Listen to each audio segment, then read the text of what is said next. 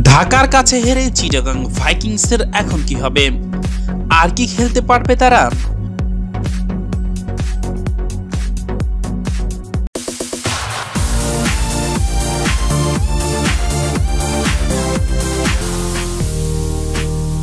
Knockout পর্বে ঢাকা ডায়নামাইটসের কাছে হেরে বিপিএল থেকে বিদায় নিল চিটাগাং ভাইকিংস।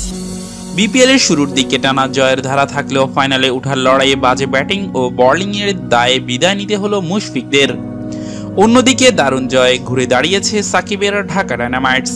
তাদের সামনে এখন ফাইনালে ওঠার হাতছানি। বাদ পড়ে যাওয়া দলটি ফাইনালে উঠলে হয়তো রেকর্ড হবে। শেষ চারে অনেক কষ্ট করে উঠতে হয় ঢাকা ডায়নামাইটসকে। তবে ফাইনালে ওঠার লড়াইয়ে তাদের প্রতিপক্ষ কে হবে সেটি এখনো নির্ধারিত হয়নি। এখন চলছে রংপুর রাইডার্স ও কুমিল্লা ভিক্টোরিয়ান্সের খেলা। এর মধ্যে থেকে যে দল জিতবে তারা সরাসরি চলে যাবে ফাইনালে, আর যে দল হারবে তাদের প্রতিপক্ষ হবে ঢাকা ডায়নামাইটস। এরপর এই ঢাকা ডায়নামাইটস অথবা অন্য দল কে যাবে ফাইনালে সেটি নির্ভর করবে তাদের পারফরম্যান্স উপর। প্রথমে টসে জিতে ব্যাটিং করতে নেমে নির্ধারিত 20 ওভারে 8 উইকেটে 135 রান করে চিটাগাং ভাইকিংস। মাঝারি রানের এই টার্গেটে ব্যাটিং করতে নেমে খুব সহজেই জয়ের লক্ষ্যে পৌঁছে যায় Dhaka.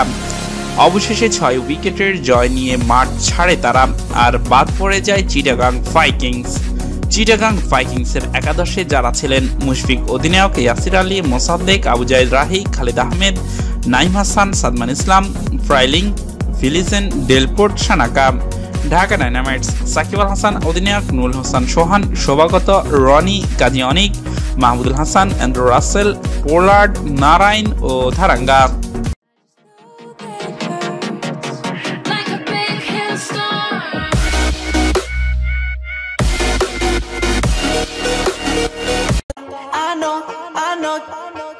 You like it like that? I wear designer, check the name on the tag. White fox fur on my jacket. Excuse me, that's a